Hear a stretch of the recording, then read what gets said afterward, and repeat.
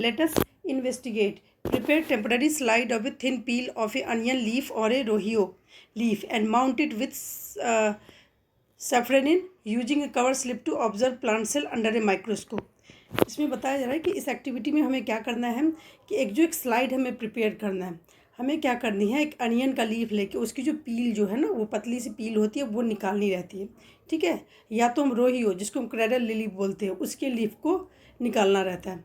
ठीक है, और उसको माउंट करते हैं किससे, सेफ्रेनिन एक केमिकल आता है, वहाँ पे आपको लैब में मिलता है, स्कूल में मिलता है, यूजिंग द कवर स्लिप, और उसको कवर स्लिप से ढक देंगे to observe plant cell under a microscope. फिर इसको जो है माइक्रोस्कोप से उसकी हम स्टडी करेंगे।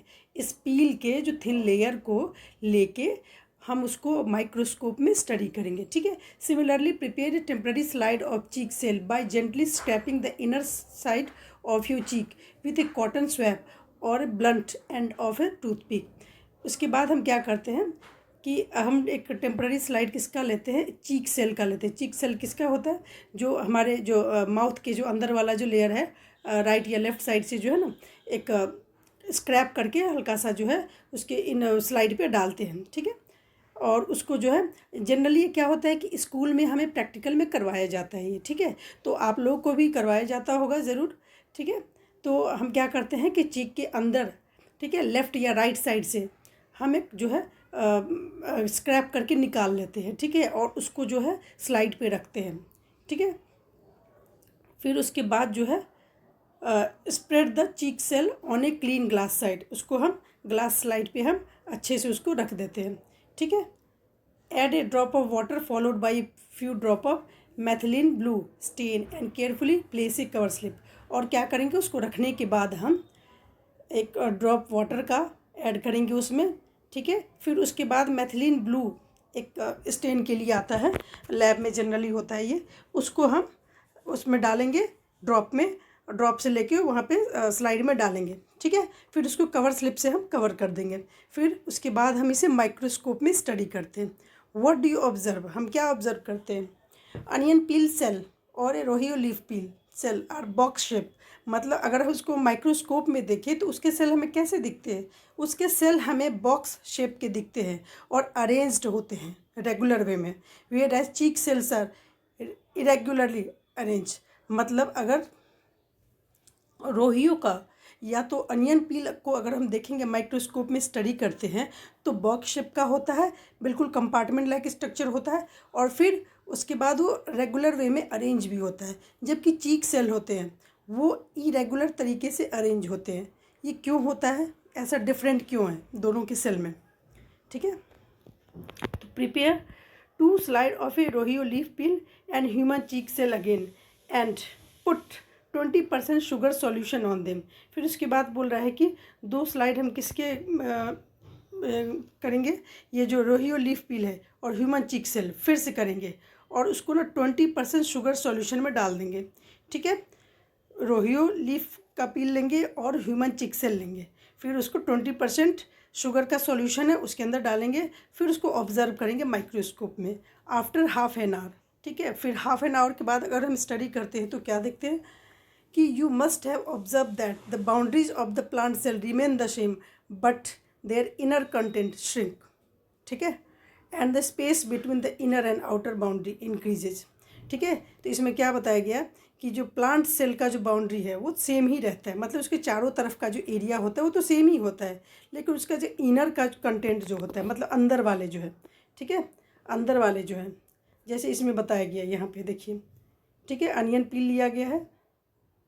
ठीक है, ये आपका अनियन पील है जो बिल्कुल जो है ये रेगुलर वे में अरेंज है, और ये आपका जो है ना ये ह्यूमन चीक सेल है, इरेगुलर तरीके से इसके सेल। ठीक है, तो उसी में वो डिफरेंस बता रहे हैं। ठीक है, तो इसमें जो बताया गया है कि हमने जो ऑब्ज़र्व किया कि जो प्लांट सेल की जो बाउंड्री है वो तो सेम ही रहता है, कोई चेंज नहीं होता है, बट उसका जो इनर कंटेंट है वो श्रिंक हो गया, मतलब सिकुड़ गया है। क्यों ऐसा हुआ है, देखिए क्रेडल लिली का ए में इसका है, क्रेडल लिली का दिया गया है, और बी में जो आपका 20% अगर शुगर सॉल्यूशन में इसको डाल दिया गया है, उसके बाद जो ऑब्ज़र्व किया गया है तो क्या दिख रहा है हमें ये बताया गया है। ठीक है, तो इसमें ये बताया गया है कि जो बाहर के जो कंटेंट है वो तो सेम ही है, उसमें कोई चेंज नहीं आया है। ठीक है। लेकिन इनर का जो कंटेंट है वो बिल्कुल सिकुड़ गया है, ठीक है, श्रिंक हो गया है। And the space between the inner and outer boundary increases, ठीक है, और स्पेस जो है इनर और आउटर बाउंड्री के बीच जो है वो क्या हो गया है, बढ़ गया है ये। You may observe that the cheek cell on the other hand have shrunk considerably, और जबकि हम देखते हैं कि चिक सेल जो है वो भी श्रंक कर गए, ठीक है। Cell wall, the outer covering of the cell, ठीक है।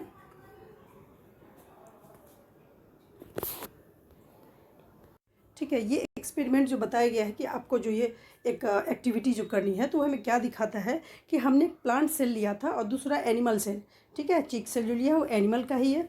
तो उसको दोनों में क्या फ़र्क आया है, दोनों में ये फ़र्क आया है कि जो प्लांट सेल होते हैं, ठीक है, जो प्लांट सेल होते हैं उसका जो सेल है वो तो उसमें कोई चेंज नहीं आया है, बस इनर का जो कंटेंट है वो थोड़ा सिकुड़ गया है, ठीक है, और स्पेस जो है इनर और आउटर बाउंड्री के बीच जो इंक्रीज हो गया है, जो हमें 2.9 ए और 2.9 बी में बताया गया है, ठीक है।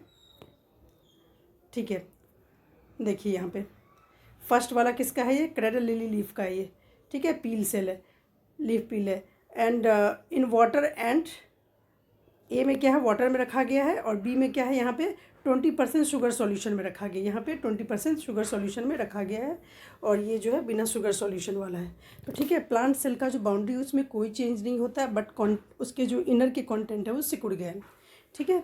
बट जब इसमें बताया गया है कि अगर एनिमल सेल जो चिक सेल लिया था तो उसको अगर देखा है तो कैसा हुआ है, उसको अगर देखा गया है तो ऐसा लग रहा है कि जो वो है उसके सेल जो है सिकुड़ गए हैं, श्रिंक हो गए हैं, ठीक है। तो क्यों हुए हैं उसके बारे में देखते हैं पहले कि क्यों ऐसा हुआ है, ठीक है।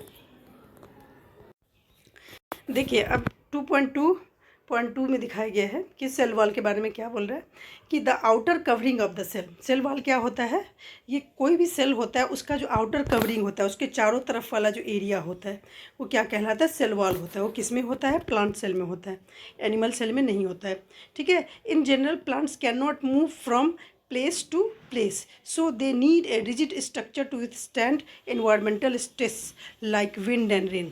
देखिए इसमें बता रहा है कि जनरली जो प्लांट होते हैं वो एक जगह से दूसरी जगह नहीं जा सकते हैं, तो इनको जो क्या है कि खड़े होने के लिए एक जगह पे, और एनवायरनमेंट के जो स्ट्रेसेज है जैसे कि हवा हुआ, खूब तेज़ आंधी आया, तूफान आया, बारिश हुई, तो अपने आप को जो है रिजिड स्ट्रक्चर में रखने के लिए क्या होता है कि उनके पास एक एडिशनल कवरिंग होती है आउटसाइड द सेल मेम्ब्रेन, ठीक है। उसे हम क्या बोलते हैं, सेल वॉल बोलते हैं। The cell wall also keeps leaf and flower remain firm. और सेल वॉल क्या करता है कि उससे जो है ना लीफ जो है और फ्लावर है वो भी बिल्कुल रिजिड स्टेज में रहते हैं, उसमें भी ऐसा नहीं होता कि बहुत तेज़ आंधी तूफान आए तो सब कुछ गिर गया, थोड़ा बहुत आंधी आए तो। ह्यूमन में क्या होता है कि अगर मान लीजिए कि खूब तेज़ होती है, बारिश होती है, आंधी आता है, तो क्या है वो मूव कर सकते हैं एक जगह से दूसरी जगह, बट प्लांट में ऐसा नहीं है। तो उनको अपने आप को प्रोटेक्ट करने के लिए ऐसा बनाना पड़ता है।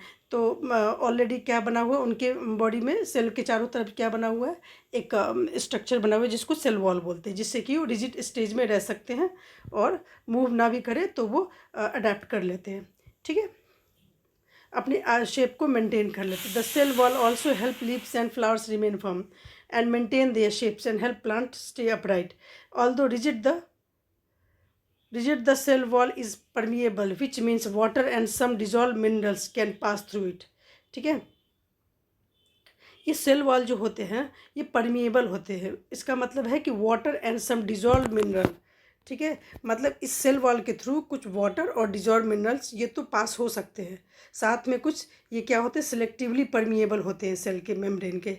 सिलेक्टिवली मतलब कुछ ही चीज़ को ये जाने देता है अंदर या बाहर आने देता है, सब किसी को नहीं, ठीक है, सब कुछ को नहीं जाने देता है, सभी पार्टिकल्स को आने जाने नहीं देता है, उसको अलाउ नहीं करता है।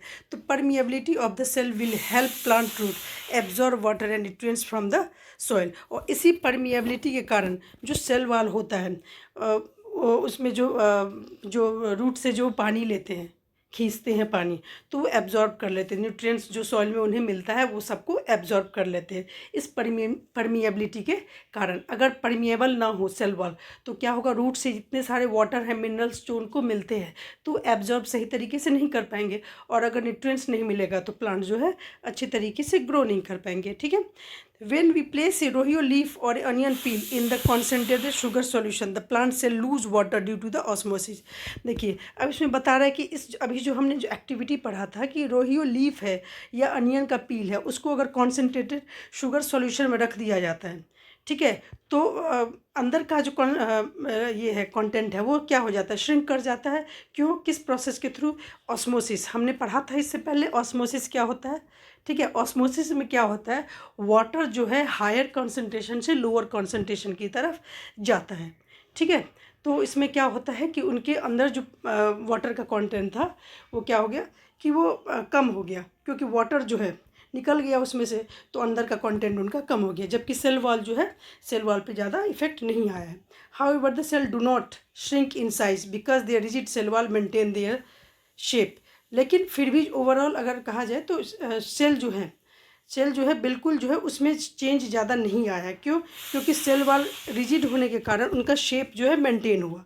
ऑस्मोसिस प्रोसेस तो हुआ, वाटर जो है मॉलिक्यूल्स जो है अंदर बाहर हुए वो, लेकिन ये है कि अंदर वाटर का मॉलिक्यूल अधिक प्लेस से नॉर्मल कॉन्सेंट्रेशन या कम कॉन्सेंट्रेशन की तरफ गए वो, लेकिन शेप जो है उनका जो है एज इट इज़ बना रहा। क्यों, क्योंकि जो सेल वॉल है ना, उनकी मदद की, सेल वॉल के कारण उनका जो शेप है वो मेंटेन रहा हो। ठीक है, the inner content of the cell shrink as the cell membrane pulls away from the cell wall. Inner content क्यों सिकुड़ गया, ये बताया, क्योंकि सेल मेम्ब्रेन जो होते हैं ना, क्योंकि सेल वॉल कहाँ होते हैं, सेल मेम्ब्रेन के बाहर होते हैं, तो सेल मेम्ब्रेन ने क्या किया कि सेल वॉल्स क्या किया, उसने पानी जो है खींच लिया। ठीक है, तो इसके कारण क्या हुआ कि उसका जो कंटेंट जो है सिकुड़ गए। इससे क्या शो होता है कि cell wall help plant cell remain firm in their original shape. ठीक है, तो सेल वॉल ने हेल्प की प्लांट को ओरिजिनल शेप में मेंटेन करने के लिए। Animal cell such as the cheek cell do not have a cell wall. Animal cell के पास हमने पढ़ा था कि उसमें जो है सेल वॉल नहीं होते हैं। Therefore when placed in A concentrated sugar solution they lose water and shrink. इसलिए अगर उनको जो है ना रखा गया अगर कॉन्सेंट्रेटेड शुगर सॉल्यूशन में, तो क्या हुआ कि वो जो है वाटर कारण जो है वो वाटर कम हो गया उनके बॉडी से, तो क्या हो गया, श्रिंक हो गया। मतलब उस सेल से क्या हो गया, वाटर कम हो गया ऑस्मोसिस प्रोसेस के थ्रू, और जो सेल का जो कंटेंट है वो सिकुड़ गया, सेल जो है सिकुड़ गया, उसको श्रिंक कर गया। ठीक है, without a rigid cell wall animal cell can change shape easily. ठीक है, इसमें सेल वॉल नहीं भी होता है एनिमल सेल में, तो एनिमल सेल क्या करता है कि अपने शेप को इजीली चेंज कर लेते हैं। This cellular flexibility support the overall movement and functioning of the animal tissue. ये सेलुलर फ्लेक्सिबिलिटी जो है वो किस चीज़ में सपोर्ट करता है, जो मूवमेंट में और एनिमल टिश्यू के डिफरेंट टाइप के फंक्शन करने में, काम करने में उन्हें हेल्प करता है। क्यों, क्योंकि बॉडी फ्लेक्सिबल है, तो क्या करता है कि ओवरऑल मूवमेंट जो है वो होता रहता है। Plant cell wall is primarily made of the cellulose. Plant cell wall जो होते हैं वो किसके बने होते हैं, सेलुलोज के। सेलुलोज क्या है, type of carbohydrate form by many glucose unit link together. अब ये देखिए इसमें बता रहे हैं सेल वॉल जो है ना हार्ड होता है, जो प्लांट के लिए ज़रूरी है। ठीक है, बट वो सेल वॉल किस चीज़ के बने होते हैं, सेल वॉल एक्चुअली क्या है कि अगर बहुत सारे कार्बोहाइड्रेट के मॉलिक्यूल को मिला दिया जाए तो क्या होता है कि वो एक पॉलीमर का फॉर्म ले लेते हैं, और क्या कहलाते हैं वो, सेलुलोज कहलाते हैं वो। ठीक है, वो आपस में लिंक्ड हो जाते हैं कार्बोहाइड्रेट, बहुत सारे मॉलिक्यूल इसके, और लिंक होकर क्या बनाते हैं वो सेलुलोज बनाते हैं। Cellulose in our diet act as roughage. और सेलुलोज जो होता है ना, जो भी हम डाइट लेते हैं तो क्या करता है वो उसके लिए रफेज का काम करता है। ठीक है, वो डाइजेशन में भी हेल्प करता है। हमने पढ़ा है पहली क्लास में, प्राइमरी क्लास में भी, फिर कि जो रफेज होता है वो डाइजेशन प्रोसेस में बहुत ही हेल्प करता है ये। ठीक है, तो सेलुलोज क्या होता है, वो रफेज का काम करता है ये। ठीक है, Some microorganisms like fungi and bacteria also have a cell wall to provide protection and structural support to their cells. तो कुछ जो माइक्रो ऑर्गेनिज्म जो बहुत छोटे हैं, जिनको हम नेकेड आई से नहीं देख सकते हैं, जैसे कि फंगस हो गए, बैक्टीरिया हो गए, उनमें भी सेल वॉल होते हैं। क्यों होते हैं?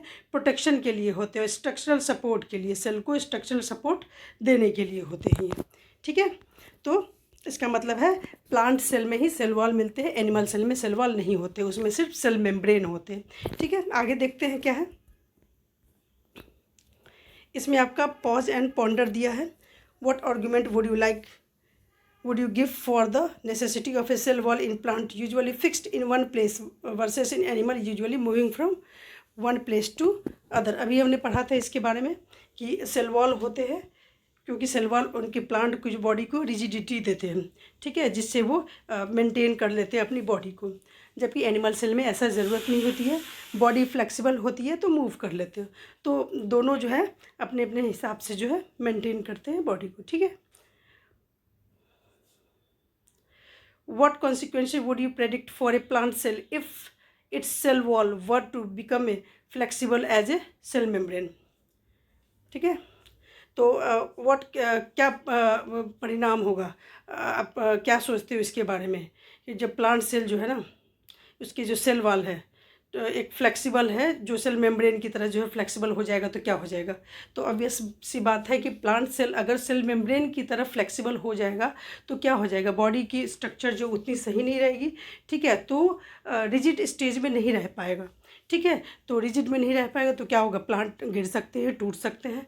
ठीक है, तो इसलिए क्या है कि सेल वॉल जो है फ्लेक्सिबल नहीं है, तो इसलिए प्लांट सेल में वही स्ट्रक्चर सही है जो सेलुलोज को बनाते हैं, उनकी बॉडी को रिजिडिटी देता है।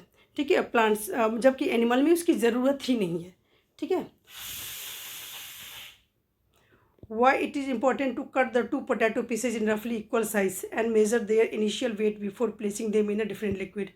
क्यों ये इम्पोर्टेंट है कि अगर हमने जो एक्टिविटी पढ़ा था, 2 पोटैटो पीस को कट कर दिया गया।